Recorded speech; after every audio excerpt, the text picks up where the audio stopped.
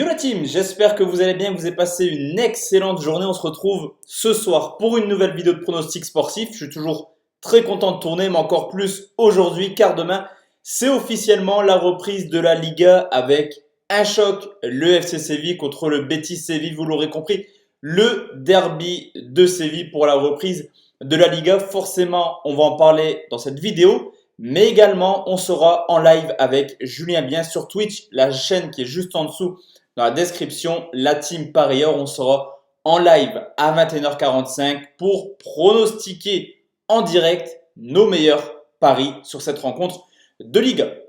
Juste avant de partir dans les deux pronostics que je vous propose pour demain, sur laquelle on va toujours utiliser la même technique. On va d'abord faire le bilan de ce qui s'est passé hier avec toujours la même technique. Si le premier pari passe, on ne joue pas le deuxième.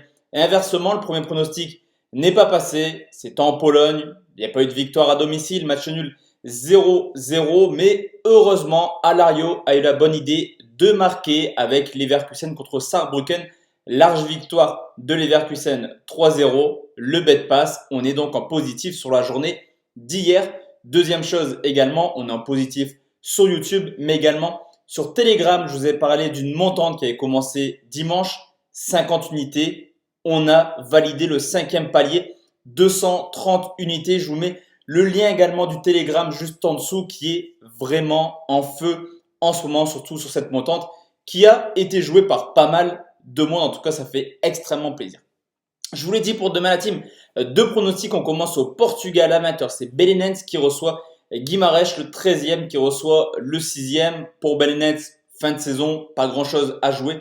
Pour Guimarães, encore un mince espoir d'Europa League. À domicile, Belenenses a un parcours un petit peu à l'image de son classement, c'est-à-dire assez médiocre. 14 points pris en 12 matchs, seulement 9 petits buts marqués pour, même si c'est la 17e défense, seulement 17 encaissés. Vous l'aurez compris, ils encaissent en moyenne moins de 2 buts par match à domicile. À l'extérieur, on a également une équipe de Guimarães qui est plutôt moyenne. Tout d'abord, le roi des matchs nuls, l'un des bilans les plus importants dans ce championnat portugais. 5 nuls en 12 matchs. Certes, 4e meilleure attaque avec 20 buts marqués, mais une attaque qui a quand même marqué 7 fois contre Famalicão. Au sinon, entre guillemets, seulement 13 buts marqués en 11 matchs du côté du Guimarães. Au niveau de l'état de forme, Belenenses a très bien repris un petit peu le championnat avec une victoire 2-0 contre Aves. Une victoire qui confirme clairement qu'en ce moment, c'est une équipe qui est très bonne défensivement. 5 matchs sans défaite, 4 clean sheets de suite. Guimarães, eux, ont fait un beau match nul, 2 buts partout contre le Sporting avec 2 premiers buts très casquettes dans cette rencontre. Et là aussi, on a une équipe plutôt en forme qui reste sur 4 matchs sans défaite. Vous l'aurez compris, deux équipes qui jouent plutôt bien en ce moment, en tout cas qui ont des bons petits résultats. Ce qui est important également, c'est de regarder les statistiques. On l'a vu, il y a eu pas mal de douilles la semaine passée au Portugal. On va partir sur un pronostic annexe. Belenenses à domicile, en moyenne 2,3 buts. 75% de ces matchs ont vu 3 buts ou moins.